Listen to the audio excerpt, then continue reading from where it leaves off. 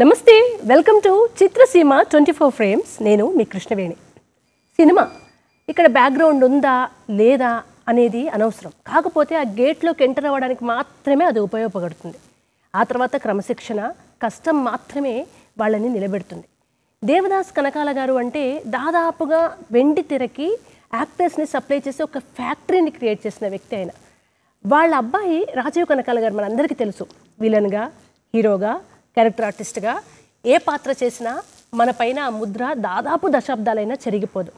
అటువంటి వ్యక్తికి బ్యాక్గ్రౌండ్ ఉపయోగపడిందని కొందరు అనుకుంటే కష్టం మాత్రమే ఉపయోగపడింది అనేది ఆయన కాలక్రమంలో ప్రూవ్ చేశారు.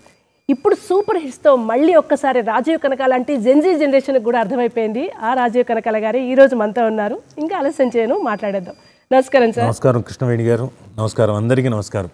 సార్, మీతో ఒక 1 అవర్ డిస్కషను. బట్ దానికన్నా ముందు మన దూరదర్శన్ ప్రేమగా మీ మీద ఒక ఏవీ చేసింది. ఓకే, అది ముందుగా చూసేద్దాం. ఏవీ ప్లీజ్. రాజీవ్ కనకాల. టాలీవుడ్లో ఈ పేరు తెలియని వారుండరు. 3 దశాబ్దాలుగా సినీ, టీవీ ఇండస్ట్రీలో రాజీవ్ కనకాల ప్రస్థానం కొనసాగుతుంది. నటుడిగా రాజీవ్ కనకాల తెలుగు ప్రేక్షకుల్లో మంచి గుర్తింపు దక్కించుకున్నారు. ఎస్ఎస్ రాజమౌళి చిత్రాల్లో కీలక పాత్రలు పోషిస్తూ నటుడిగా ఎదిగారు. మరిన్ని చిత్రాల్లోనూ గుర్తుండిపోయే పాత్రల్లో నటించారు. ప్రస్తుతం క్యారెక్టర్ ఆర్టిస్ట్ గా బ్యాక్ టు బ్యాక్ సినిమాలతో అలరిస్తున్నారు. సై, విక్రమార్కుడు, జనతా గ్యారేజ్, మహర్షి, RRR, గేమ్ చేంజర్ వంటి భారీ చిత్రాల్లో నటించి మెప్పించారు. ఇటీవల తన కెరీర్లోనే మంచి గుర్తింపు తెచ్చిన చిత్రం లిటిల్ హార్ట్స్. ఇప్పటి వరకు 100కు పైగా చిత్రాల్లో నటించి ప్రేక్షకులని అలరించారు. అన్నగా, తమ్ముడిగా, స్నేహితుడిగా, పోలీస్ ఆఫీసర్గా ఇలా అనేక కీలక పాత్రలు పోషించి మెప్పించారు. సినిమాలతో పాటు టెలివిజన్ రంగంలోనూ రాజీవ్ కనకాలకు మంచి గుర్తింపు ఉంది. 1995 నుంచి అటు సినిమాలు, ఇటు సీరియల్స్ లో నటిస్తూ తనకంటూ ప్రత్యేకమైన గుర్తింపు దక్కించుకున్నారు. ఋతురాగాలు, శాంతి నివాసం లాంటి సీరియల్స్, మౌనమే నీ భాష అనే షార్ట్ ఫిలిం, ఒక చిన్న family story, dead pictures, home town, constable Kanakam వంటి వెబ్ సిరీస్లోనూ నటించి మెప్పించారు. సుప్రసిద్ధ దర్శకులు, నటులు, నటనకు సంబంధించి ఎంతో మంది విద్యార్థులను తీర్చిదిద్దిన దేవదాస్ కనకాలకు తనయుడు రాజీవ్ కనకాల. రాజీవ్ కనకాల సతీమణి సుమా కనకాల. టెలివిజన్ ఇండస్ట్రీలోనే కాదు, సినీ పరిశ్రమలో కూడా సుమా, రాజీవ్ కనకాల జంటకి ఓ ప్రత్యేకమైన గుర్తింపు ఉంది. సుమా తన యాంకరింగ్ తో అదరగొడుతుంటే, రాజీవ్ కనకాల మంచి నటుడిగా రాణిస్తున్నారు. తన కెరీర్ను టెలివిజన్ సీరియల్స్, లఘు చిత్రాలతో ప్రారంభించిన రాజీవ్ కనకాల నిర్మాత, దర్శకుడిగాను రాణిస్తూ ఉన్నారు. మీ జర్నీ స్టార్ట్ చేయాలంటే 90s కిడ్స్ అంతా ఎంజాయ్ చేసిన పర్సన్, ఇప్పుడు జెన్జీ ఎంజాయ్ చేస్తున్న పర్సన్. అప్ అండ్ డౌన్స్ అన్ని పక్కన పెడితే ఒక సక్సెస్ఫుల్ యాక్టర్గా మిమ్మల్ని మీరు నిరూపించుకోవడానికి పడి లేచిన కెరటం లాగానే ఉంది మీ జర్నీ అంతా కూడా.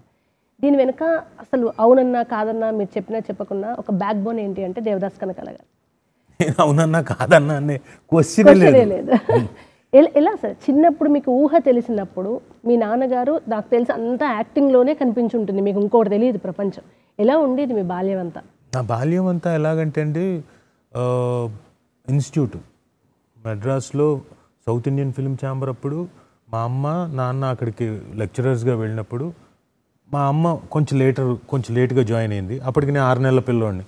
క్లాస్లో మరి ఆవిడకు పాఠం చెప్పాలంటే నన్ను అక్కడే పెట్టాలి కదా, ఆ ఫ్లోర్ మీద ఆ పక్కన ఎక్కడో పడుకోబెట్టి ఇంకా క్లాసులు తీసుకోవడం. సో ఆ తర్వాత నాకు కొంచెం వయసు వచ్చిన తర్వాత ఓకే స్కూల్కి వెళ్ళడం, అలా వచ్చిన తర్వాత వీళ్ళందరూ స్టూడెంట్స్ కూడా సాయంత్రం పూట ఇన్స్టిట్యూట్కి రావడాలు అవన్నీ జరిగేవి. అప్పుడు నాకు ఊహ తెలియదు, అంత నాకు తెలియదు. మా అమ్మ ఎప్పుడైతే అడియార్ ఫిల్మ్ ఇన్స్టిట్యూట్కి షిఫ్ట్ అయిందో లెక్చరర్గా అక్కడికి, ఇది క్లోజ్ చేసిన తర్వాత ఈ సౌత్ ఇండియన్ ఫిల్మ్ ఛాంబర్, అక్కడి నుంచి కొంచెం ఊహ తెలుసు. అక్కడ అప్పుడప్పుడు వెళ్తూ ఉండేవాడిని. అక్కడ ఆ తర్వాత అక్కడే డైరెక్షన్ డిపార్ట్మెంట్లో ఉన్న కണ്ണన్ గారు నా మీద ఒక డాక్యుమెంటరీ ఫిల్మ్ చేయడం, అంటే చిన్నది వాళ్ళు ఒకటి సబ్మిట్ చేయాలి, దాంట్లో పిల్లల మీద ఏదో తీశారు, నన్ను పెట్టడం కొంచెం లీలగా ఊహ తెలుసు. మీకు ఇప్పుడు దూరదర్శన్ దగ్గరకు వస్తా, 1980 అనుకుంటా, సోమాజిగూడలో ఉండేది. అప్పుడు మా అమ్మ వచ్చి తను ప్లే అంటే సుబ్బరాయ శర్మ గారు, మా అమ్మ, నెట్టల గారు వాళ్ళంతా కూడా ఒక ప్లే గువ్వా గూడెక్కే అలాంటి ప్లేస్ అన్నీ ఒకే స్ట్రెచ్లో ఒకే గోల్ ఆన్లైన్ దీనిలో చేసేవాళ్ళు. అప్పుడు చేసినప్పుడు నాకు అది గుర్తు, సోమాజిగూడకి రావడం, ప్లే మా అమ్మ పర్ఫామ్ చేయడం అని. తర్వాత హైదరాబాద్ వచ్చేసిన తర్వాత అక్కడి నుంచి ఎలా అయిపోయిందంటే నా లైఫ్ క్లాస్కి స్కూల్కి వెళ్ళడం, స్కూల్ అయిపోయిన వెంటనే ఇన్స్టిట్యూట్కి వచ్చేయడం. ఓకే. సో అక్కడ వీళ్ళు టీచ్ చేసే క్లాసుల్లో నేను కూడా జాయిన్ అవ్వడం, వాళ్ళతో పాటు నేను యాక్ట్ చేయడం. ఆ తర్వాత అలా కొద్ది కాలం గడిచిన తర్వాత 85 ఆ ప్రాంతంలో 85 ఐ థింక్ సో దూరదర్శన్కి నేను బీ హై ఆర్టిస్ట్ని నేను సెలెక్ట్ అయిన వాడిని. సో చిన్నప్పుడే అంటే 12 years అంటే చైల్డ్ ఆర్టిస్ట్ కేటగిరీలో. ఇంకా తర్వాత దూరదర్శన్తో మీకు బహుశా తెలియకపోవచ్చు, నాకు సుదీర్ఘ అనుబంధం ఉంది. అంటే 85 నుంచి నేను యాక్ట్ చేస్తూనే ఉన్నా, సీరియల్స్లోను, సింగిల్ ఎపిసోడ్స్లోను, తర్వాత డైలీ సీరియల్స్లోను. డైలీ సీరియల్ మొదలైంది నాతోటి రుతురాగాలు. డ్రీమ్ బాయ్ సార్ మీరు. ఇంకొంతమంది ఆ జనరేషన్ అది బుల్లితెర అని పేరే కానీ ఎంతమంది అమ్మాయిలకు డ్రీమ్ బాయ్స్ మీరైతే. మాకు ఇప్పటికీ మా ఇళ్ళల్లో చెప్తుంటారు అప్పట్లో అది వేరే ఆ రోజులు. ఋతురాగాలకు సార్. ఇప్పుడు సినిమాలు బ్లాక్ బస్టర్స్ అంటున్నారు కానీ నాకు తెలిసి సీరియల్ చరిత్రలో బ్లాక్ బస్టర్ అది. బాగా అంటే విపరీతమైన బ్లాక్ బస్టర్ కదండి. పాట వినపడితే అందరు పరిగెత్తేవాళ్ళు. ఆ టైంకి ఎవరు ఉండేవాళ్ళు కూడా కాదు రోడ్ల మీద. సో అంతలాగా అది బ్లాక్ బస్టర్ అది. సో జనాల్లోకి వెళ్ళిపోయిన తర్వాత నేను సినిమా షూటింగ్కి వైజాగ్ వెళ్ళాను. ఋతురాగాలు అప్పటికి బాగా సక్సెస్ఫుల్. సినిమాలో ఉన్న ఆర్టిస్టులు పేర్లు చెప్పను, కొంతమంది వాళ్ళు ఉన్న ఫ్రెండ్స్ క్యారెక్టర్లు వాళ్ళు అక్కడంతా ఉన్నారు. యాక్చువల్గా వాళ్ళు ఏం ఎక్స్పెక్ట్ చేస్తారు, జనాలు చూసి వాళ్ళ దగ్గరకు వచ్చి హలో సార్ ఆటోగ్రాఫ్ అని ఎక్స్పెక్ట్ చేస్తారు.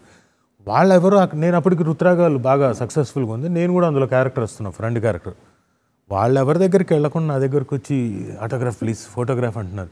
వాళ్ళు ఏంటి ఏం చేసా నీ దగ్గరికి ఆటోగ్రాఫ్లు ఏంటి అని. ఋతురాగాలను సీరియల్ కా అంత ఉంది ఏంటి అన్నాడు. సో అంతలా popular. So I been totally నేను దూరదర్శన్లో డైలీ సీరియల్స్ యుగం స్టార్ట్ అయిన తర్వాత 4:30 slot, 2:30 slot, 3 o'clock slot, 3 serials నావే. 3 సీరియల్స్లో నేను హీరో, ఓ దాంట్లో విలన్. ఓకే. రెగ్యులర్గా మన జనాలకు కనిపిస్తే సినిమాకి వద్దులే అనే ఒక ఒపీనియన్ ఉంటుంది, కానీ దాన్ని బ్రేక్ చేసి మీకోసం ఫైట్ చేసి సినిమాకి తీసుకున్న వ్యక్తి రాజమౌళి గారు అంట. అవును. రాజమౌళి గారు కూడా సీరియల్ బ్యాక్గ్రౌండ్ నుంచి వచ్చిన వ్యక్తి. ఎలా మీ గురించి ఫైట్ చేస్తున్నప్పుడు మీకేమనిపించింది? మీకు ఆ చనువు ఇంకా కొనసాగుతుందా? 100%. అంటే చనువు అంటే తను బాగా బిజీ అయిపోయాడు. నువ్వు పాన్ ఇండియన్ డైరెక్టర్ నుంచి పాన్ గ్లోబల్ డైరెక్టర్ అయిపోయాడు కాబట్టి ప్రైడ్ కూడా వెరీ అంత ప్రైడ్ కదా. సో బిజీగా ఉంటాడు. So we don't disturb. ఎప్పుడైనా అవసరం అనుకున్నప్పుడు తను కావాలి అంటే ఈ సీన్కి లేకపోతే ఈ వేషానికి కావాలనుకున్నప్పుడు ఫోన్ వస్తుంది, వెళ్తాం, చేసి వచ్చేస్తాం. సో ఇది వరకు శాంతినివాసం చేసేటప్పుడు రోజు మాకు డిస్కషన్ ఉండేది. రేపు చేయబోయే సీను ఆ రోజు సాయంత్రం నైట్ వచ్చేసి మాకు కుటీరం ఉండేది ఆర్కేలో, రాఘవేంద్రరావు గారి కాంపౌండ్లో.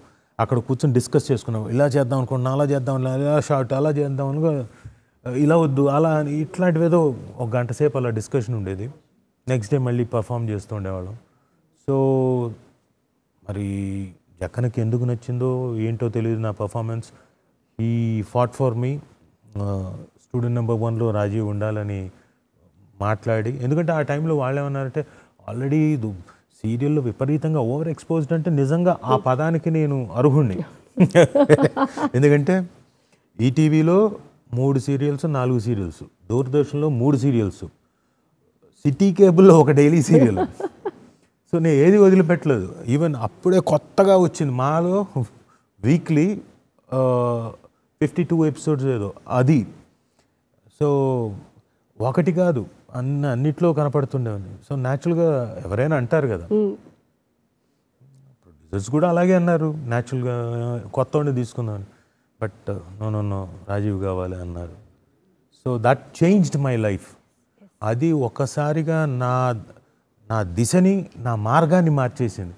ఒక్క దెబ్బతో నేను సీరియల్స్ అన్నీ మర్చిపోయి సినిమాలోకి వచ్చేసాను.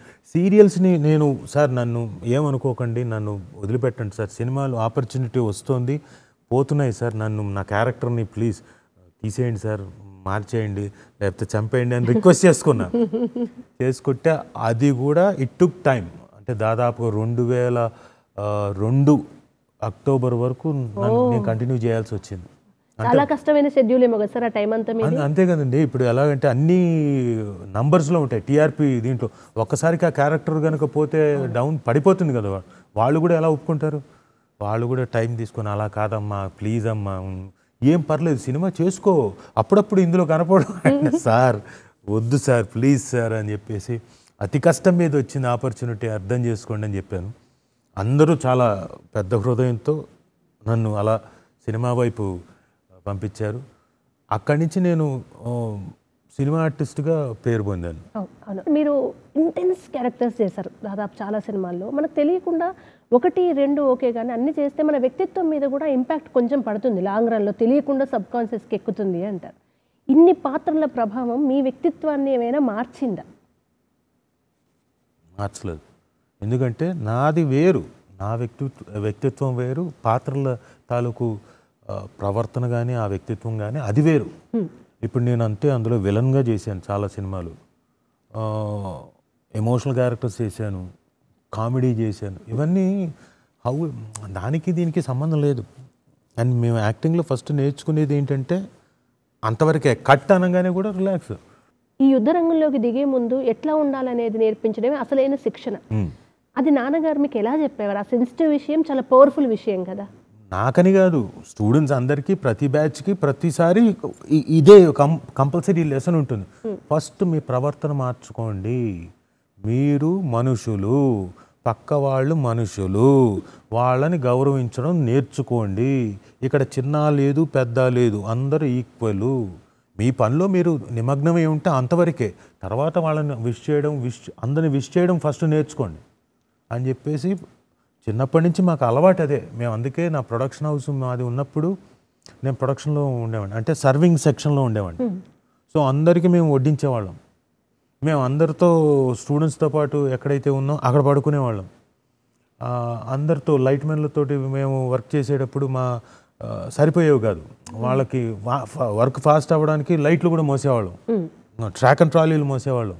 సో ఇవన్నీ మాకు ఫస్ట్ నుంచి నేర్పించున్నారు కాబట్టి మాకు వీ డోంట్ థింక్ మేమేదో పైనుంచి దిగి వచ్చిన గంధర్వులం అలా ఫీల్ అవ్వం. అండ్ సార్, మీరు గర్భ సంస్కారం అంటారు, జన్మ సంస్కారం అంటారు. అభిమన్యులాగా మీరు కడుపులో ఉన్నప్పుడు కూడా మా నాన్నకి అదే పని. తర్వాత మీ పిల్లలు కడుపులో ఉన్నప్పుడు కూడా మీరు ఈ సినిమా ఫీల్డ్లే. సుమ గారు కూడా డైరెక్ట్ యాక్ట్ చేయకుండా 24 క్రాఫ్ట్స్కి సంబంధించిన అనౌన్స్మెంట్లు ఇచ్చుకుంటుండేవారు స్టేజ్ మీద. సో ఆ ఇంపాక్ట్ మీ పిల్లల మీద కూడా పడింది. మీరు కాదనడానికి లేని పరిస్థితి, మీరు కూడా ఎంకరేజ్ చేస్తున్నారు. ఇప్పుడు బాబు బబుల్గమ్ సినిమా తీశాడు, మంచి అప్లాజ్ వచ్చింది, మంచి యాక్టర్ అని. పాప కూడా ఇటువైపే రాబోతుంది. 2 ఉంటాయి సార్, మేము స్ట్రగుల్ అయ్యే అసలు ఆ ఫీల్డ్కి వెళ్ళొద్దని అనేవాళ్ళు ఒకరు. సరే, వాళ్ళ రాత ఎలా ఉంటే అలా ఉంటుంది, ఇష్టం ఉంది కదా అని పంపేవాళ్ళు. మీరు ఏ కోవకు చెందిన వాళ్ళు? రాత ఎలా ఉంటే అలా కాదు, మేము కష్టపడ్డాం, వాళ్ళు కష్టపడాలి. ఏది లైఫ్ అన్నది ఏ మనిషికి కూడా అంత ఫ్రీగా రాదు. మీరు ఆఖరికి అన్నం తినాలి లోపల కంటే నమలాలి కదా, కొంచెం కష్టపడాలి కదా. లేదు నేను కష్టపడను, కొంచెం మీరు నమిలి అంటాను ఉయ్యండి అన్నారు కదా. అలా అన్న కడుపులో అరగైతే అరగాలి లోపల. ప్రతిదీ ఏదైనా ప్రతి వాక్ ఆఫ్ లైఫ్లో మీరు కష్టపడాల్సిందే, ప్రతి చిన్నదానికి కష్టపడాల్సిందే, ప్రతి దానికి ఫైట్ చేయాల్సిందే. ఎంతో కొంత ఆ ఫైట్ అవసరం. So everyone has to fight their own battle. నేను అది బిలీవ్ చేస్తాను. రేపు పొద్దున్న నా పిల్లలు కూడా వాళ్ళ లైఫ్లో వాళ్ళు ఫైట్ చేయాల్సిందే. సరే, తల్లిదండ్రులుగా మేము కొంచెం కష్టపడ్డాం కాబట్టి దెబ్బలు తగలకుండా అక్కడికి వచ్చి ఏదైనా పక్కన కాసుకోవడానికి నిలబడతామేమో. ఎంతకాలం ఉంటాం? ప్రతిరోజు ఉండలేం కదా, ప్రతి క్షణం ఉండలేం కదా. కొన్నిసార్లు తగులుతాయి, తగలనివ్వండి, ఆయింట్మెంట్ రాసుకుంటారు, మళ్ళీ దే హ్యావ్ టు గో, మళ్ళీ they have to fight. Sir, మీతో మరిన్ని కబుర్లు మన ఆడియన్స్కి తెలిసేలాగా మాట్లాడదాం. బట్ ఈలోపు ఒక చిన్న బ్రేక్ తీసుకుందాం. చిత్రసీమ 24 ఫ్రేమ్స్లో చిన్న విరామం తీసుకుందాం.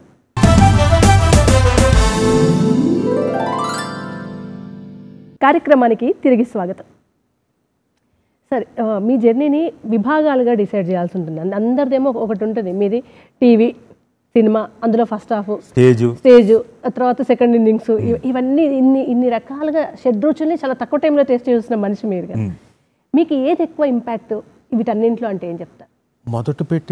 మొదలు పెట్టిన నాకు దూరదర్శనే. సో ఇదే ఇంపాక్ట్ ఎక్కువ. ఇది నా మాతృ సంస్థ. 85 నుంచి నేను యాక్ట్ చేసిందంతా, నా యాక్టింగ్ కెరీర్ అంతా దూరదర్శన్లో మొదలెట్టాం కాబట్టి అనగనగా ఒక శోభ, ఆ తర్వాత స్వయం సమాధి సింగిల్ ఎపిసోడు, జీవజలం, తర్వాత రాజీ బుజ్జి, మా ఓన్ ప్రొడక్షన్స్, రాజీ బుజ్జి, రాజశేఖర చరిత్ర, డామిట్ కథ అడ్డం తిరిగింది, యంత్ర విప్లవం, కథాసాగరం, ఇలా ఇంకోటి కూడా ఉంది జాతక కథలు. ఇవన్నీ కూడా మేము ఇక్కడ దూరదర్శన్కి చేసినవే. సో అద్భుతమైన ఎక్స్పీరియన్స్లు. దీనివల్లే కదా మాకు ఆ ఎక్స్పీరియన్స్లు వచ్చింది, బోల్డ్ అంతా నేర్చుకోగలిగింది. రాజశేఖర్ చరిత్ర చేసినప్పుడు టైంలోకి వెళ్ళి చేయాలి. ఇట్స్ నాట్ ఏ మోడర్న్ ఇది కాదు, ఫస్ట్ నవల. దాన్ని ఆ టైం పీరియడ్ అవన్నీ క్రియేట్ చేయడానికి కాస్ట్యూమ్స్, మనుషులు, డైలాగ్ డెలివరీ అవన్నీ ఒక లెసన్ కదా మాకు, ప్రాక్టికల్ లెసన్ కదా. అలాగే డామిట్ కథ అడ్డం తిరిగింది. ఒకే సంవత్సరం యూ వోంట్ బిలీవ్, నంది అవార్డ్స్లో రాజశేఖర్ చరిత్రకి 6 అవార్డులు, 6 నందులు. డామిట్ కథ అడ్డం తిరిగిందికి 5, 11 నంది అవార్డులు. కూర్చున్న వాళ్ళందరూ అవునా, మీకే వెళ్ళండి, అది కూడా మీకే వెళ్ళండి అలా అంటూ ఉన్నారు. సో న్యాచురల్గా ఇబ్బంది ఉంటుంది కదా. ఒకే సంవత్సరం 11 నందులు అంటే మాటలు కాదు. సో అవన్నీ కూడా దూరదర్శన్లో టెలికాస్ట్ అయిన దానివల్లే కదా అవన్నీ వచ్చింది. అండ్ ఇవన్నీ ఒక ఎత్తు అయితే, ఋతురాగాలు అన్నది daily serial, first daily serial నాకు పేరు విపరీతంగా తెచ్చిపెట్టిన, అంటే నా పేరు తెలియకపోవచ్చు, ఆ క్యారెక్టర్ పేరు తెలుసు, శ్రీధర్ అని తెలుసు కొన్ని 80 ఎపిసోడ్స్ వరకు. ఆ తర్వాత మళ్ళీ నా క్యారెక్టర్ నేనే కొడుగ్గా పృథ్వీ అని తెలుసు. నేను చనిపోయిన రోజున విపరీతంగా మొత్తం 2 రాష్ట్రాలు అప్పట్లో బాధపడ్డారు, ఏడ్చారు. ఐ డోంట్ నో, అడిగి తెలుసుకోవాలి.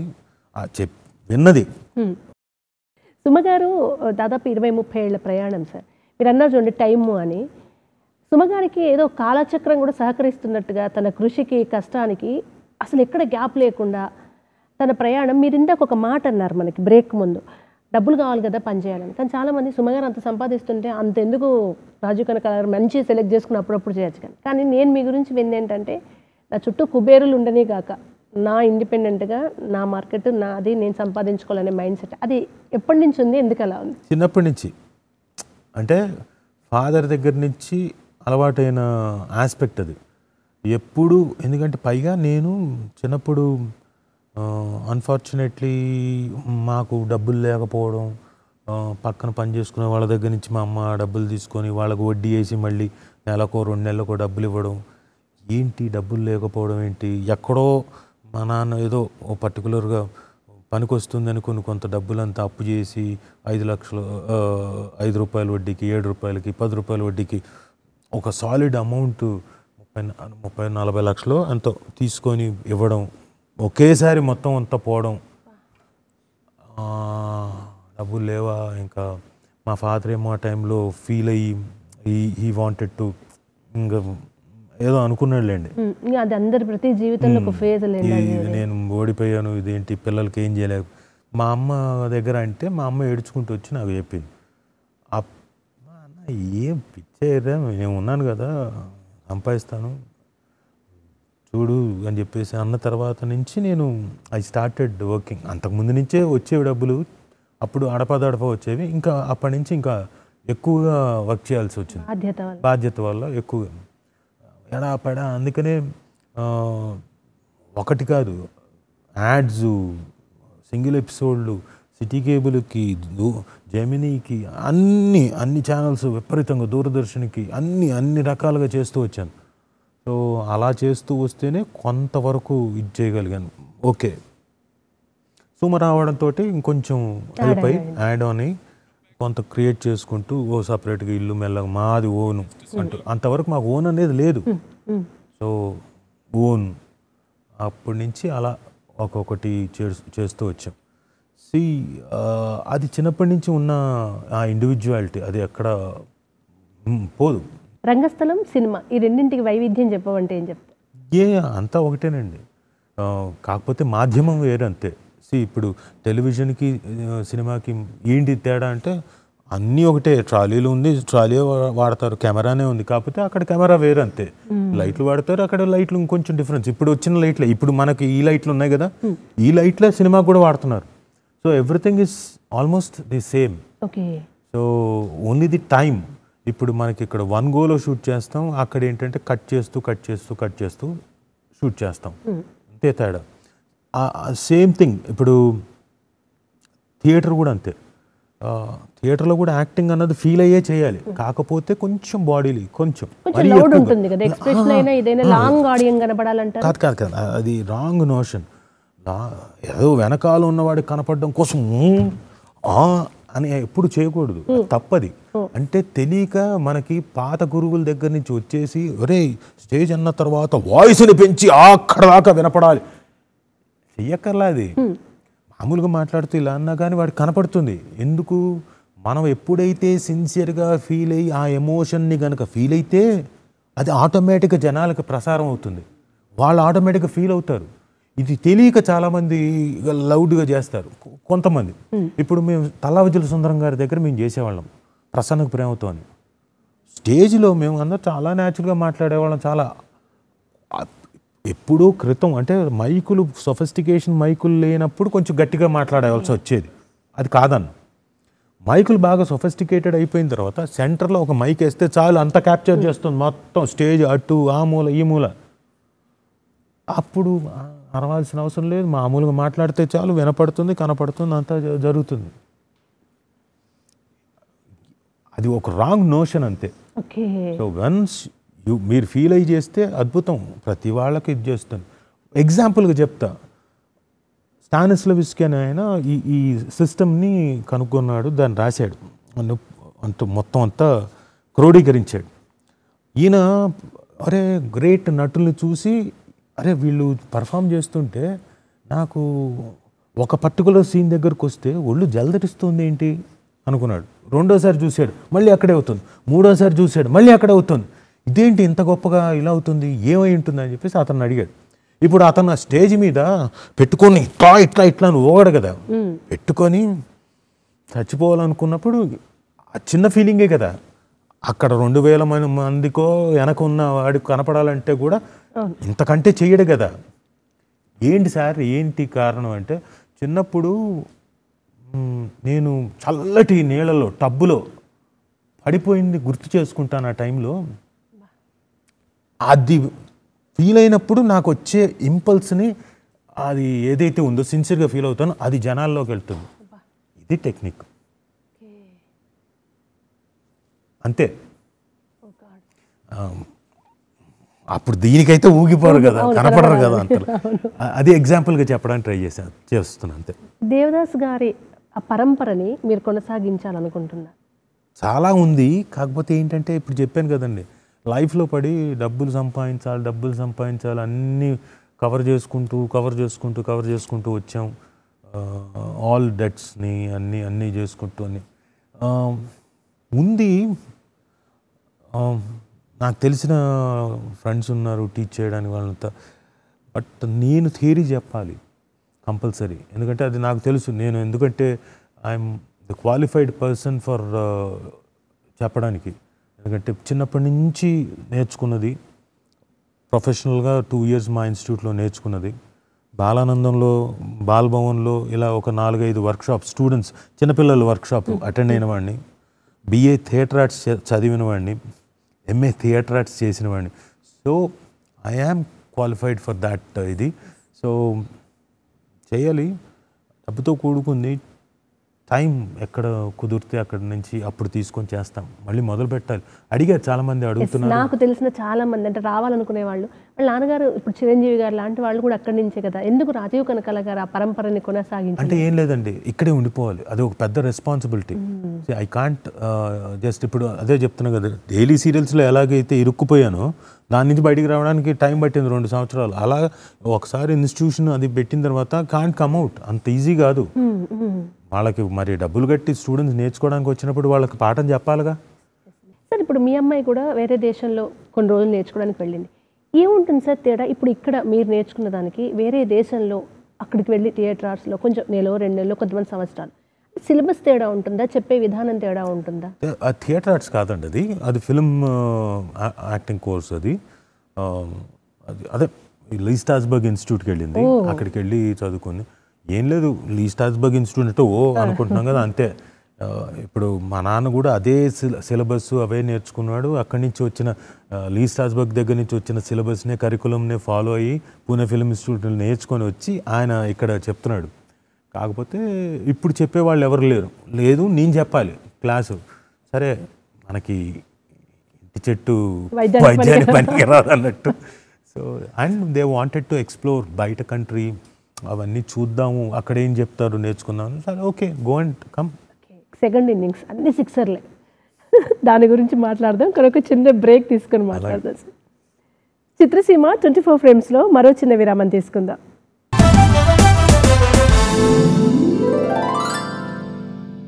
కార్యక్రమానికి తిరిగి స్వాగతం. సో కానిస్టేబుల్ కనకం, మౌనమే నీ భాష, little horse, 3 at a time వచ్చిన విభిన్నమైన క్యారెక్టర్స్. మేము అమ్మయ్య అనుకున్నాం, ఒకటే కానిస్టేబుల్ గెటప్, ఒకటే మెంటర్ గెటప్ కాకుండా 3 ఒకటేసారి 3 వేరువేరుగా వచ్చారు రాజీవ్ కనకాల గారు అని. అండ్ ఇప్పటి పిల్లలు పిచ్చి పిచ్చిగా ఎంజాయ్ చేస్తుంది లిటిల్ హార్ట్స్. మేమంతా ఎంజాయ్ చేసేది మౌనమే నీ భాష, బాధపడుతూ ఎంజాయ్ చేసేది. ఈ 3 ఆపర్చునిటీస్ మిమ్మల్ని మరొక్కసారి ఈ 2025లో ఉన్న వాళ్ళందరికీ పరిచయం చేసింది కదా. మీరు ఇన్నేళ్ళ ఎక్స్పీరియన్స్లో సెన్స్ చేశారా స్టోరీ వింటున్నప్పుడు ఇది కొట్టబోతున్నా నేను అని? 100% అండి. ఇప్పుడు కథ నేను విన్నప్పుడు, ఫుల్గా విన్నప్పుడు నేను ఫస్టే చెప్పాను little hearts Babu.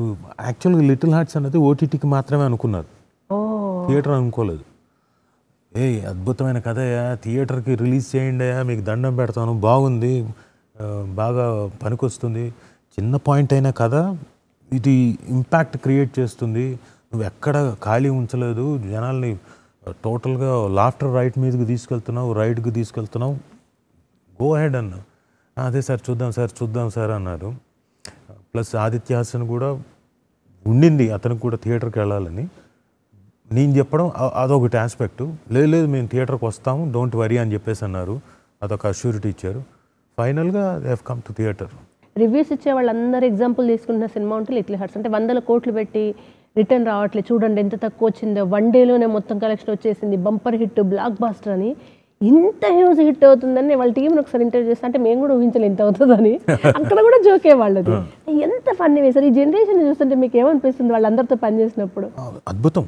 They are all చాలా టాలెంటెడ్, చాలా ఫోకస్డ్. వాళ్ళు ఒకటేదో జీవితంలో సాధించేంత వరకు పెళ్లి చేసుకోకూడదని కూడా చాలా మంది ఫిక్స్ అయి ఉన్నారు. మంచి లక్షణం. సో ఎందుకంటే ఇంకొకళ్ళ జీవితం నాశనం కాకుండా చూస్తారు. సో మాలాగ్ కాదు, మీకు బెటర్ సార్, 2 చక్రాలు యాడ్ అయ్యాయి, మీరు ఇద్దరు కలిసి బండి నడుపుతున్నారు. అది ఓకే. అందరికీ ఆ లక్ ఉండకపోవచ్చుగా. అది వాస్తవం, అందరికీ ఆ లక్ ఉండదు. ఇద్దరం కలిసి చేసాం కాబట్టే ఎక్కడ మిస్ అవ్వలేదు, ఎక్కడ పడిపోలేదు. సో ఒక అద్భుతమైన జీవితాన్ని మా పిల్లలకు కూడా ఇవ్వగలిగాం. ఒక ఇబ్బందికరమైన జీవితం నుంచి ఒక సేఫెస్ట్ జీవితంలోకి రాగలిగాం. ఇవన్నీ కూడా ఇద్దరం కలిసి ట్రావెల్ అయ్యి చేసాం కాబట్టి చేయగలిగాం, లేకపోతే అయ్యేది కాదు. ఐఎమ్ లక్కీ ఆ విషయంలో. ఎగ్జాక్ట్లీ సార్, మీ ఇద్దరు. కానీ తనని చూస్తే మేనేజ్మెంట్ స్కిల్స్ ఎవరో అన్నారు, కేరళ వాళ్ళు చాలా మేనేజ్మెంట్ స్కిల్స్లో వాళ్ళని చూసి నేర్చుకోవాలి అని. అంతకుముందేమో అబ్బాయిలంతా మలయాళీ అమ్మాయిని ప్రేమించాలని పెట్టుకునేవాళ్ళు కొందరు. ఈ మధ్య ఇది కొత్తగా, అవును నిజమే కదా అనిపించింది వాళ్ళు మేనేజ్ చేసే విధానం. అలా ఏం లేదు. అందరూ ఏమనుకుంటారంటే వాళ్ళ మేనేజ్మెంట్ స్కిల్స్ కేరళ వాళ్ళు, తెలుగు వాళ్ళు ఏం చేయలేరు ఏంటి, తెలుగు వాళ్ళు అద్భుతంగా చేయగలుగుతారు. అలా కాదు. ఇట్ ఈస్ ఎవరికైనా వాళ్ళ టైము, వాళ్ళ సిచ్యువేషన్ మాత్రమే వాళ్ళని ప్రేరేపిస్తుంది అటువైపు. ఇప్పుడు తన నా లైఫ్లోకి వచ్చే ముందు నేను ఒక షీట్ వేసుకున్నా, పాలకెంత, ఇంకోటి ఎంత, నాకు అంటే పెట్రోల్కి ఎంత, నా బైక్ సర్వీసింగ్కి ఎంత, నా ఎదవ ఖర్చులు రోజుకి ఎంత, ఇవన్నీ నేను షీట్ వేసుకుని నాకు ఎంత అవుతుంది, నేను ఈ టార్గెట్ రీచ్ అవ్వాలి, ఇవన్నీ చేసుకుంటూ వెళ్ళాను. ఈవిడ జీవితంలోకి వచ్చిన తర్వాత ఈవిడికి ఏం కావాల్సి వస్తాయి అవన్నీ వేసుకుంటూ వచ్చాం. సో ఇవన్నీ కూడా రీచ్ అవ్వడానికి ఇచ్చేసుకుంటూ వచ్చాం. ఇవన్నీ కాకుండా నేను అప్పులు తీర్చడానికి ఇంత కావాలి, ఇల్లు గడవడానికి ఇంత కావాలి. ఒక పక్కన ఇన్స్టిట్యూషన్ ఉంది. కాకపోతే మా నాన్న అమ్మ ఎలాంటి వాళ్ళు అంటే, పర్లేదులే, తెలియకుండా కొన్ని వెళ్ళిపోతుంటాయి. వాళ్ళ పాపం ఏదో చిన్న క్యారేజ్ తెచ్చుకున్నారు, అన్నపూర్ణాదేవి అంటారా మీ అమ్మగారు. సో అది తెలియకుండా బోల్డ్ అంత డబ్బు దాని మీద కూడా ఖర్చు అవుతూ ఉండేది.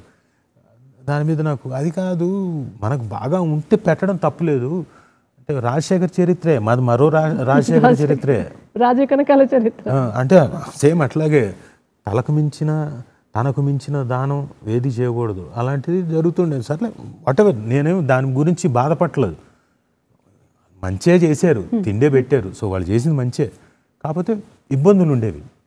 ఇవన్నీ ఫేస్ చేస్తూ క్రాస్ చేస్తూ అలా వచ్చేసాము. కానీ సార్ చాలా మందికి మేనేజ్మెంట్ స్కిల్స్ అంటున్నాం కదా, తెలుగు వాళ్ళు కూడా అద్భుతంగా చేయగలుగుతారు.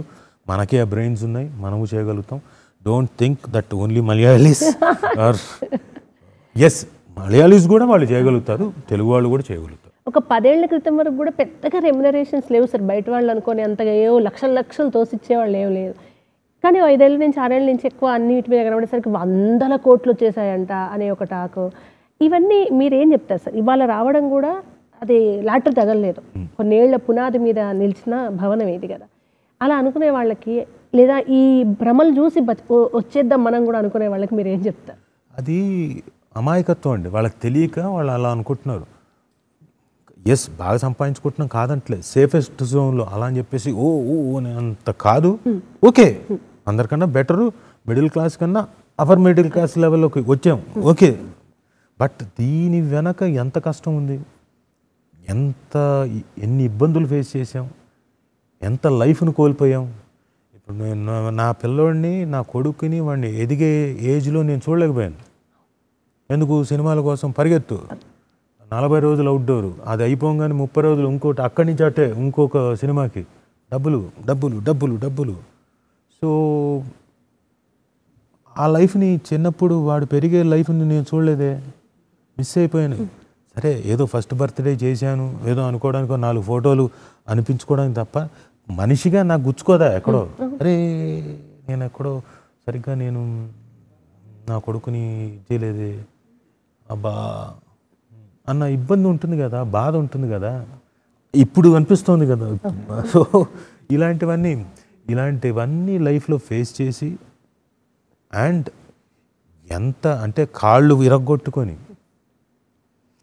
తనేమో జ్వరం ఉన్నా కానీ కూతుర్ని ఆ డయాస్లో ఆ పోడియం లోపల కూర్చోబెట్టి ప్రోగ్రామ్ చేస్తూ, ఎవరికి తెలుసు ఇవి, వచ్చేసిన డబ్బులు అనుకుంటున్నారు. పాప చిన్నపిల్ల, దానికి ఏడుస్తుంది, అమ్మ లేకపోతే కుదరదు, దానికి వెళ్ళదు. తీసుకెళ్ళి పోడియంలో ఇది ఉంటుంది కదా, పోడియంలో దాన్ని అక్కడ కూర్చోబెట్టి ఈవిడిక్కడ నించొని చేయడం జ్వరంతో. ఆ పెయిన్ఫుల్ థింగ్స్ ఎవరికి తెలుసు? తెలీదు. ఇప్పుడు మిగతా వాళ్ళు కష్టపడతారా లేదా నాకు తెలియదు, నేను చెప్పలేను. బట్ నేను మా ఆవిడకి మాత్రం, ఆవిడకి వౌచ్ తీసుకొని ఆవిడ వైపు నుంచి చెప్తున్నాను. ఎందుకు చెప్తున్నానంటే, కూర్చొని స్క్రిప్ట్ రాసుకుంటుంది. తన చేయబోయే రీల్స్కైనా, తను చేయబోయే సాయంత్రం మీకు సినిమా ఫంక్షన్, ఆడియో ఫంక్షన్ అయినా మొత్తం రాసుకుంటుంది. ఏం చేద్దాం కొత్తగా, ఎలా చేద్దాం, అప్పుడు పాత ఆడియోకి దీనికి ఇప్పుడు ఏం చేద్దాం కొత్తగా, ఊరికే వచ్చేది అలా. ఇంట్రెస్ట్ క్రియేట్ చేయాలి కదా, ఏం అడగాలి. అంతకుముందు ఒక ఆర్టిస్ట్ని ఏదో అడిగాం క్వశ్చనేరు. ఇన్నేళ్ళు బోర్ కొట్టకుండా ఇప్పటికీ ఫ్రెష్గా తను వస్తే చాలు నవ్వాలి, ఒక ఎనర్జీ రావాలనుకోవడం అంటే అసలు అది ఊహకందని విషయం సార్. అది సక్సెస్.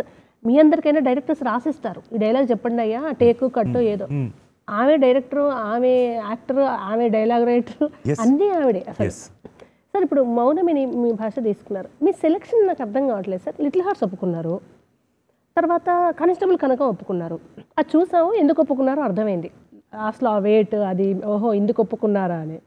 తర్వాత మౌనమిని భాష కంప్లీట్ వెయిట్ అంటే సినిమా, వెబ్ సిరీస్, ఒక షార్ట్ ఫిల్మ్ లాగా ఉన్న ఏదైనా ఒప్పుకుంటున్నారు కదా, ఎలా జడ్జి చేసుకుంటారు? ఏదైనా ఒప్పుకోవడానికి కాదు కారణం, అది మౌనమిని భాష ఒప్పుకోవడానికి కారణం, ముందు ఫస్ట్ వరా ముళ్ళపూడి గారు, ఆయన నా ఫ్రెండ్, ఇప్పుడు కాదు, లాంగ్ బ్యాక్ 93, 94 నుంచి నా ఫ్రెండ్. సో జెమినీకి ఆయన చేసిన 3 ఎపిసోడ్లు చేసినప్పుడు కూడా నేను అందులో హీరోగా చేస్తున్నా. సో ఆయన చేస్తున్నాడు, ఆయనకు వచ్చింది ఆపర్చునిటీ. ఆయన ఫస్ట్ వాళ్ళు ప్రకాష్ రాజ్ గారు, జయసుధ గారు వాళ్ళు అలా అనుకొని, ఆ రేంజ్లో అనుకున్నా, ఒకసారి కథ విను అన్నాడు, నీకు నచ్చితే చెయ్యి అన్నాడు. సరే చెప్పు అన్నా. ఆయనంటే నాకు బాగా ఇష్టం. సో చెప్పు అని చెప్పిన తర్వాత విన్నా, నాకు బాగా నచ్చింది. సరే, నన్ను తట్టుకోలేరు, రెమ్యునరేషన్ వైజ్గా కూడా నన్ను తట్టుకోలేరు, నిన్ను రెమ్యునరేషన్ వైజ్గా కూడా మేము తట్టుకోలేము అన్నారు. సర్లే నీకోసం చేస్తాను అని చేశాను. ఓకే. ఆ తర్వాత అయిన తర్వాత మొన్న ఈ మధ్యన ఆయనకి నాకు చిన్న గొడవ కూడా అయింది. సరే ఇప్పుడు సమసిపోయింది అనుకోండి. అంటే మంచి వేళ గొడవనా, సరదా గొడవనా? సరదా అంటే కొంచెం నాకు నేను అలిగా అంతే. ఓకే. ఏదో పాటలో ఏదో ట్యాగ్ చేయలేదు నన్ను, ఓకే. పేర్లు పెట్టలేదు అని చెప్పేసి యూట్యూబ్లో పెట్టలేదు, అలిగా అంతే, అయిపోయింది, అది సమసిపోయింది. అది ప్రతి మనిషి జీవితంలో ఇప్పుడు ముఖ్యంగా 50s దాటిన వాళ్ళు బాగా కనెక్ట్ అవుతున్నారు దానికి. మీకు చేస్తున్నప్పుడు కూడా సుమగారు చూసే ఉంటారు కదా, మీ జీవితం అంటే ఇద్దరిని చూసుకుని ఉంటారు కదా జంట, ఏం మాట్లాడుకున్నారు సార్ అది చూశాక? అందరు ఒక వెయిట్తో చూస్తున్నారు, ఒక బరువుతో ఎండ్గా ముగిస్తున్నారు కదా చూస్తూ. మౌనమిని మీ భాష చూశాక మీకేమనిపించింది? నాకా? మీరు చూసుకున్న తర్వాత, నేను చూసుకున్న తర్వాత అవును, యాజ్ ఎన్ ఆడియన్స్. నేను కథ వినేటప్పుడే నాకు తెలుసు కాబట్టి జడ్జ్ చేశాను కాబట్టి బ్రహ్మాండం. ఆడియన్గా కూడా చాలా బాగా తీశాడు, దర్శకుడు బాగా తీశాడు, డిఓపి శేఖర్ గారు అద్భుతంగా తీశాడు, మ్యూజిక్ మధుకర్ గారు బ్రహ్మాండంగా స్కోర్ చేశారు. ఇవన్నీ పక్కన పెడితే ప్రమోదిని గారు అత్యద్భుతంగా పర్ఫామ్ చేశారు ఆవిడ. అండ్ గాయత్రి భార్గవ్ గారు న్యాచురల్గా చేసింది ఆవిడ. రాంబాబు గారు పక్కింటి ఫ్రెండ్గా చేసిన ఆయన బ్యూటిఫుల్గా పర్ఫామ్ చేశాడు. ఇవన్నీ కాకుండా కొడుకులు కోడలుగా చేసిన వాళ్ళు కూడా వాళ్ళ పాత్రలు వాళ్ళు కూడా చాలా బాగా చేశారు. లొకేషన్స్ కూడా బాగా ఫిట్ ఇన్ అయ్యాయి. ఆర్ట్ డైరెక్టర్ కూడా అన్ని అంటే ఆ వాతావరణాన్ని క్రియేట్ చేయడానికి వీళ్ళు అన్నీ కూడా బాగా దోహదపడ్డాయి. ప్రొడ్యూసర్ కూడా వెనకాడకుండా ఖర్చు చేశాడు. ఆయన పేరు అదే రాఘవేంద్ర వర్మ.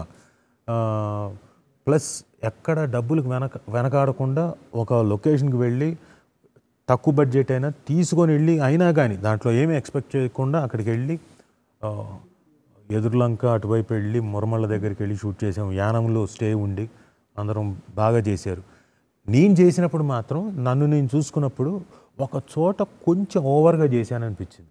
ఎక్కడ అనిపించింది మీకు? ఎక్కడంటే భద్రం భద్రం అని అరిచిన తర్వాత ఆవిడ వస్తుంది, ఏం బా మళ్ళీ పిలిచాడు ఏంటని అలిసిపోయిన తర్వాత వస్తుంది బెడ్ మీద ఉన్నప్పుడు.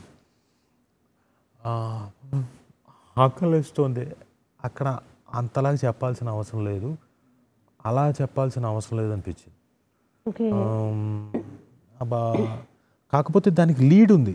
ఆవిడ్ని చూసిన తర్వాత చేసినప్పుడు లీడ్ ఉంది, కాకపోతే కటింగ్లో అక్కడి నుంచి పెట్టారు. దాంతో అబ్బా. మీరు షేర్ చేసుకున్నారా టీంతో? అంటే ఎవరు కనిపించింది? ఇప్పుడు మీరు చెప్తే ఓహో ఇలా కూడా జరిగిందో అనుకుంటున్నాను. చెప్పా, అది నాకు కొంచెం ఓవర్గా అనిపించింది. టోన్ డౌన్గా ఉండింటే సరిపోతే, అంత చెప్పాల్సిన అవసరం లేదు, అంతలా చేయాల్సిన అవసరం లేదు అనిపించింది. మీ పిల్లలు సుమగారు ఈ సినిమాలలో ఇంటికి వచ్చాక అసలు బాగా హ్యాపీ. మీరు రీల్ కూడా చేశారు, మీ అత్తగారు సుమగారు కాత్యాయని. పిల్లలు ఏమంటున్నారు? డెఫినెట్గా లిటిల్ హార్ట్స్ అనేది అసలు ఏమీ చెప్పలేదు. రోషన్ చాలా లేట్గా చూశాడు. బాగుంది నాన్న, చాలా బాగుంది, వెల్ డన్, అందరూ బాగా చేశారు ఇంకోటి అన్నాడు. అయిపోయింది. నేను నా కూతురు దగ్గర నుంచి ఏదైనా చెప్తుందేమో అని ఎక్స్పెక్ట్ చేస్తున్నాను. చెప్పు తిరుగుతున్నా, అది చెప్పదు. చూసొచ్చా, అయిపోయింది. ఏం చెప్పలేదు ఏంటి. సో మరి అందరు బాగా చేశారు. తను ఒక రీల్ చేసింది, తను ఒక కామెంట్ పెట్టింది, అందులో సాయి మార్తాండ్కి ఒక ఇది చేసింది, మెచ్చుకుంది, ప్రొడ్యూసర్ని మెచ్చుకుంది, అందరినీ, ఆదిత్య హాసన్ని, ఇవన్నీ ఓకే. ఇదేంటి నా కూతురు చెప్పదేంటి, దాని ఎక్స్ప్రెషన్ ఎలా ఉందో చెప్తా.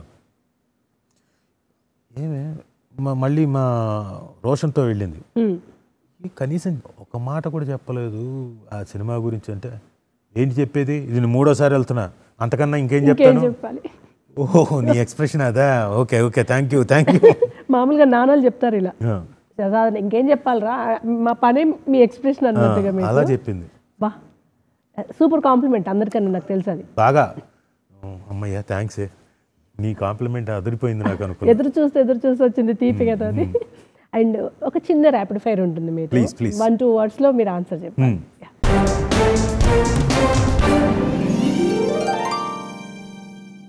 మీ హాబీ? సినిమాలు చూడడం. మీ ఇద్దరు పిల్లలు ఎవరికి ఎక్కువ చనువు మీ దగ్గర? అంటే ఏదైనా మాట్లాడేస్తా నేను వచ్చి అనుకునేది ఎవరు ఇద్దరిట్లలో? నా కూతురు. ఓకే. థియేటర్ లేక ఓటీటీ? ఇప్పుడు మీకు దేని పట్ల ఎక్కువ ప్రియారిటీ ఉంది? థియేటర్. ఓకే. మార్నింగ్ షూట్ చేస్తే ఇష్టం షెడ్యూల్, నైట్ షెడ్యూల్ వేసుకుంటే ఇష్టం? ఒకప్పుడు నైట్ కథను బట్టి చేసేవాడిని, ఇప్పుడు మ్యాక్సిమం డే అయితే కంఫర్టబుల్గా ఉంటుంది. లైఫ్ స్టైల్ మార్చుకున్నా. ఎందుకంటే మార్నింగ్ 4:30 కల్లా లేచి కూర్చుంటున్నాను. Okay. Script as it is చెప్పడం ఇష్టమా, ఇంప్రూవైజేషన్స్కి ట్రై చేస్తారా? ఇంప్రొవైజ్ చేయడానికి ట్రై చేస్తా. అది కూడా ఎప్పుడు డైరెక్టర్కి చెప్పి కన్విన్స్ చేసి. One word of life. Live it. One word for Rajeev Kanakala. Fighter. Script or director, ఈ రెండింటిలో ఏది చూసి ఒప్పుకుంటారు మీరు? స్క్రిప్ట్.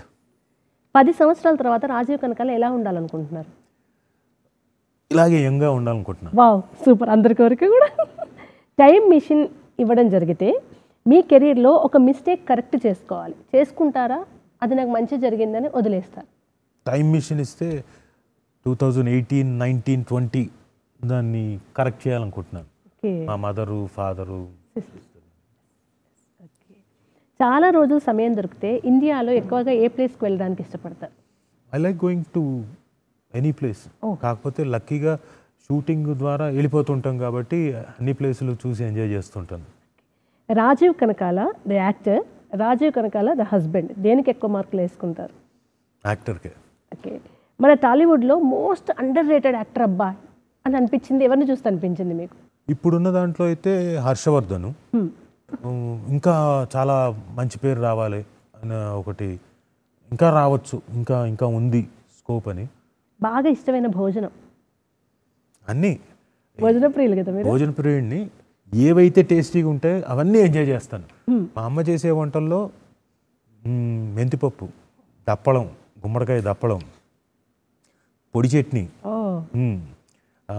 పులిహోర ఆవకాయ, ఆవకాయ, వెల్లుల్లి ఆవకాయ, బెల్లం ఆవకాయ, సాంబారు, అది ఒక తమిళ్ స్టైల్లో ఉంటుంది, ఇంగు వేసి ఆ సాంబారు, రసం, మిరియాల రసం, ఒకటి కాదు మెనూ ఉంది మీ దగ్గర. ఆవిడ చేసింది. అవన్నీ సుమ నేర్చేసుకుంది, అవన్నీ చేస్తుంటుంది. ఇంకా మలయాళం వంటల్లో అవియల్, ఇంజుపుళి, ఓలెన్, తర్వాత మలయాళ సాంబారు, వాళ్ళ స్టైల్లో చేసే సాంబారు. మా అత్తగారు మొన్న అద్భుతమైన చట్నీ చేసింది పచ్చిమిరపకాయలతోటి. ఇది పెరుగేసి పచ్చిమిరపకాయలు మిక్స్ చేసి చేసింది. ఓ బ్యూటిఫుల్గా ఉంది. అవి ఒకటి కాదు, అన్నీ. చాలా ఇష్టం అయితే మీకు. ఒక రివైండ్ బటన్ మీకు ఇస్తే మీ జీవితంలో ఏ ఫేజ్ మళ్ళీ ఒకసారి జీవించాలని ఉంది? ఏ ఫేజ్ మళ్ళీ జీవించాలని ఉందా? ఇప్పుడు నేను ఆ ఫేజ్ జీవించాలని ఉందంటే మా ఆవిడ నా అట్లకాడ తిరిగేసి పరిగెడుతూ ఉంటుంది నా వెనక. ఓహో, బిఫోర్ సుమగారు ఎపిసోడా? అంతే కదా. సరిపోయింది. మీ బయోపిక్ తీయాలని అనుకుంటే మీ పాత్రని ఎవరు పోషిస్తే బాగుంటుంది అనుకున్నారు? మా అబ్బాయి. వావ్. మీ జ్ఞాపకాల్లో పాపులర్ కాలేదు ఈ క్యారెక్టర్, కానీ చాలా తృప్తినిచ్చిన పాత్ర ఏంటి మీరు చేసింది? స్వామి. ఓ, ఏ సినిమా మీరు అనేది? స్వామి సినిమా. ఓకే, స్వామి సినిమాలో క్యారెక్టర్. మీకంటూ ఉన్న ఆత్మసంతృప్తికి, అంటే పేరు, డబ్బు ఇదంతా కాకుండా ఓన్లీ కామన్ రాజీవ్ కనకాల మీకున్న సెల్ఫ్ సాటిస్ఫాక్షన్ ఏంటి? I'm just normal human being. అందరితో పాటు ఐ డోంట్ మైండ్. చాలా క్యాజువల్గా తిరిగేస్తాను. నాకు అలా నేను యాక్టర్ని ఇంకోటి ఒకవేళ పాపం వాళ్ళు గౌరవం ఇచ్చేదో కూర్చోబెడదు, ఓకే థ్యాంక్ యూ, లేదు పట్టించుకున్నా నో ప్రాబ్లం, పాపం వాళ్ళకి తెలియదు అనుకుని అట్లా వెళ్ళిపోతాను. నేను ఎక్కడైనా అడ్జస్ట్ అయిపోతాను. ఓ సూపర్. అది అమ్మ, నాన్న, సిస్టర్, ముగ్గురితో అనుబంధం, ముగ్గురు దూరం అయ్యారు. ఆ ఫేజ్ని దాటడానికి మీరు ఏం చేశారు? ఇప్పటికీ దాటాలనుకుంటున్నాం కానీ దాటలేకపోతున్నాం. దాటలేకపోతున్నా వాళ్ళంతా పేరెంట్స్, సిస్టర్ కదండి. దాటాలనుకున్నా దాటలేదు. కాకపోతే బహుశా ఇదివరకు ఉన్నంత వీక్గా లేను, అన్నిటికీ ఇంకా ఎక్కువగా ఏడ్ చేసి అంత లేను, కానీ బాధ అనిపిస్తూ ఉంటుంది. ఓకే, అయిపోయింది ఇక గతం. మెమరీస్ అయితే వదలపెట్టలేను, వదలను కూడా. ఎవరైనా అయిపోయింది ఫర్గెట్ ఇట్ అన్నా కానీ అది కుదరదు. వాళ్ళు ఎప్పుడు పొద్దున ఎవ్రీడే మార్నింగ్ నేను వాళ్ళని తలుచుకుంటాను, ఎక్కడున్నా బాగుండాలని. మీకంటూ మీ నుంచి అన్నీ తీసేసుకుంది కాలం. ఒక దశలో గ్యాప్ వచ్చింది, సినిమా, అమ్మ, నాన్న, సిస్టర్, సుమగారు, ఈ ఫ్యామిలీ పక్కన పెడితే బిఫోర్ సుమగారు ఎపిసోడ్ అంతా ఇలా డస్టర్తో తుడిపినట్టు తుడిపేసింది కాలం. ఎన్నో అవమానాలు, ఎన్నో రూమర్స్, పర్సనల్ లైఫ్ మీద ఇవన్నీ వస్తే అట్లా తుఫాన్ వచ్చినా కొట్టుకపోని ఒక చెట్టులాగా నిలబడ్డారు చూడండి. చిన్న చిన్న వాటికి ఇట్లా ఇట్లా ఇట్లా ఊగిపోతున్న ఈ జనరేషన్కి మీ చుట్టూన్న వాళ్ళు మీ ముందే కుప్ప ఊలిపోయిన సందర్భాలు చూస్తూ ఇంత స్ట్రాంగ్ ఎలా ఉండగలుగుతారో అలా ఉండాలంటే ఏం చేయాలి? ఫస్ట్ మీ మీద మీకు కాన్ఫిడెన్స్ ఉండాలండి. మిమ్మల్ని మీరు నమ్మగలగాలి, మిమ్మల్ని మీరు ప్రేమించుకోగలగాలి, మీ మీద మీకు నమ్మకం ఉండాలి. తెలిస్తే మీ మీద క్లారిటీ ఉంటే ఏదొచ్చినా తట్టుకోగలుగుతారు. మీ గురించి మీకు తెలుసు కదా. చాలా వస్తాయి, చాలా ఇబ్బందులు పెడతాయి. ఇప్పుడు మీకు చెప్పినట్టు 18, 19, 20, 21 కూడా నా మేనేజర్ రాము అని ఉండేవాడు. వాడు కూడా సడన్గా ఆల్ ఆఫ్ సడన్ చాలా ఇబ్బంది. మీకు ఇంకా షాటర్ అయిపోయి బ్రెయిన్ పనిచేయదు. ఈ పని చేయని దాంట్లో నాకు జరిగింది ఇంకోటి చెప్పనా. నేను ఇంట్లో ఉంటే అనుకోకుండా పక్కన ఈ ట్రాన్స్ఫార్మర్ దగ్గర ఏదో పని చేస్తున్నారు. వారం రోజులు కరెంట్ లేదు. చీకట్లో ఆల్రెడీ ఈ బాధలో ఉన్నా, దానికి తోడు కరెంట్ లేదు, ఫ్యాన్ లేదు, టీవీ లేదు, ఏం లేదు. అయినా అందులోనే ఉన్నా. ఐ డిడ్ంట్ నో ఆ టైంలో నా సైక్ అలా ఉండింది. ఎవరైనా వచ్చి రా బయటకన్నా కూడా వెళ్ళేవాడిని కాదు. సమ్హౌ సమ్వేర్ లావ్ అయిపోయిన తర్వాత, మధ్యలో లావ్ అయిపోయాను కదా, మీరు చూసే ఉంటారు. లావ్ అయిపోయి ఇది ఇక్కడ ఎక్కువైపోయి కాలు నొప్పి ఇవన్నీ కూడా అయిన తర్వాత నడవడం కూడా ప్రాబ్లం. యాక్ట్ చేస్తున్నా, యాక్టింగ్కి లక్కీగా ఆ టైంలో ఎవరో పిలిచి వేషం ఇచ్చారు. ఇస్తే 4 అడుగులు వేస్తే నాకు ప్రాబ్లం. ఎందుకంటే మినిస్కస్ పటేలో 2 ప్రాబ్లం రైట్ లెగ్కి. వెనక బ్యాక్ దగ్గర నాది ప్రాబ్లం, టెయిల్ బోన్ దగ్గర పైన లంబార్ పార్ట్లో డిస్కుల్ ప్రాబ్లం. 4 అడుగులు వేస్తే పెయిన్, నడవలేను. అలా నించొని చెప్పడం, అసిస్టెంట్ వెంటనే అక్కడ ఉన్న చోటే చైర్ తెచ్చేవాడు. అక్కడి నుంచి స్లోగా ఐ కేమ్ అవుట్. ఇది కాదు, I have to come back. ఇది కాదు. ఆల్మోస్ట్ ఆల్ నేను యాషెస్లోకి వెళ్ళిపోయినట్టే. మనిషి బూడిదైపోయి యాషెస్లోకి వెళ్ళిపోయినట్టే. నేను మళ్ళీ రాలేనా, వస్తా. అంతే, ఫీనిక్స్ లాగే వస్తా, పైకి వచ్చి చూపిస్తా. ఎవరెవరైతే అనుకుంటున్నారో, చాలామంది నా మీద కమెంట్స్ కూడా ఉన్నాయి. ఈడు తాగుబోతాడు, తాగేస్తాడు, తాగి ఇది చేస్తున్నాడు, పెళ్ళం హింసిస్తున్నారు. అదైతే పెద్ద జోక్ అసలు. ఇష్టం, ఎవరిష్టం వాళ్ళది. పాపం తెలియదు కదా వాళ్ళకి. మేము వాళ్ళని కూడా ఏం అనలేను. తెలియక చలో పార్ట్ ఆఫ్ లైఫ్. వస్తా, వచ్చి చూపిస్తా అని స్లోగా ఐ స్టార్టెడ్ వర్కింగ్ అవుట్. నేను ఫిజియోథెరపీకి వెళ్ళి అక్కడి నుంచి కొంచెం తగ్గి, అక్కడి నుంచి మళ్ళీ జిమ్కి వెళ్ళి, ఆ టైంలో మా ఆవిడ మోటివేషన్, రా జిమ్కి రా, జిమ్కి రా అంటే జిమ్కి వెళ్ళి, అందులో కూడా ఉంటుంది 1-2 వీడియోస్ కూడా ఉంటాయి. నా దగ్గరకు వచ్చి సైకిల్ తొక్కుతుంటే, ఏం బాబు ఎక్కడికి వెళ్తున్నావు అనింది. పంజగుట్టకి వెళ్తున్నావు, వస్తావా అన్న. సో ఇలాంటివన్నీ స్లోగా చేసుకుంటూ మధ్యలో ఇంకా బాడీ తగ్గాలని చెప్పేసి డైట్ దీంట్లోకి వెళ్ళి కొన్ని డీటాక్స్ వాటర్లు తాగుతూ తగ్గి, ఇప్పుడు ఇంకా అదే ప్రాసెస్లో ఉన్నా. ఇంకా తగ్గుతా, ఇంకొక 10-15 kgs తగ్గుతా. బట్ మీరు చాలా హెల్దీగా, చాలా హ్యాపీగా, అంటే స్కిన్ చెప్తుంది అంటారు మనం ఎలా ఉన్నాం అనేది. మీ స్కిన్ చెప్తోంది మీరు ఎలా ఉన్నారు. అదే అన్న, అసలు అందరు సాగి అయిపోయి సడన్గా సన్నప్పుడు ఎలాగ అయిపోతారు. మీరు పర్ఫెక్ట్గా తగ్గుతున్నారు. దాని మీద స్పెషల్ ఎపిసోడ్ ఒకరోజు చేద్దాం. And thank you so much Raju garu. Really పెద్ద మహావృక్షం కింద నుంచి వచ్చి అంత వ్యక్తి కూడా ఎంత స్ట్రగుల్ అవుతారో, ఒక జీవితం అంటే ఏంటనేది మొత్తం త్రూఅవుట్ మీ జర్నీ చూసిన వాళ్ళకి అర్థమవుతుంది. ఇంకేం వాళ్ళు నేర్చుకోవాల్సిన అవసరం లేదు. అంత గొప్ప జర్నీతో ఇంతే స్ట్రాంగ్గా ఇంకా అనేక దశాబ్దాలు ఉండాలి, మమ్మల్ని ఇట్లాగే అలరించాలి. నెక్స్ట్ ఇంకేవో జనరేషన్ల పేర్లు పెడుతున్నారు, వాళ్ళందరికీ కూడా మాకు జనరేషన్ పేర్లు తెలియదు. బట్ అందరం అవన్నీ వీళ్ళు ఈ జనరేషన్ కన్నా మనం బోల్డ్ అని చేసిన వాళ్ళు అప్పుడు చేసిన వాళ్ళం ఇప్పుడు చేస్తున్నారు. The same thing will happen. పేర్లు పెట్టుకుంటున్నారు అంతే. వాళ్ళందరూ ఇప్పటి పిల్లలు మీ గురించి మాట్లాడుతుంటే చాలా హ్యాపీ అనిపిస్తుంది. అలా అందరూ మాట్లాడుకోవాలని. Once again thank you so much sir. మన దూరదర్శన్కి మీరు ఆఫ్టర్ లాంగ్ టైం రావడం చాలా హ్యాపీగా ఉంది. మా ఆడియన్స్ కూడా నాకు తెలిసి ఋతురాగాల తర్వాత అంత ఎంజాయ్ చేస్తారేమో ఇవాళ మిమ్మల్ని చూడడం. Hope so.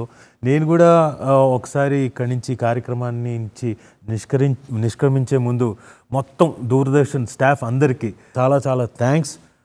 చాలా బాగుంది. అంటే నాస్టాలజిక్గా ఉంది. Thank you. మీ ఎమోషనే అర్థమవుతుంది. Thank you so much sir. Once again audience అందరి తరపున, మన దూరదర్శన్ తరపున once again thank you. Thank you. చూసారు కదండి, ఇది ఇవాళ ఎపిసోడ్. మరొక ఎపిసోడ్తో మళ్ళీ కలుస్తాను. అంతవరకు సెలవు మరి. నమస్కారం.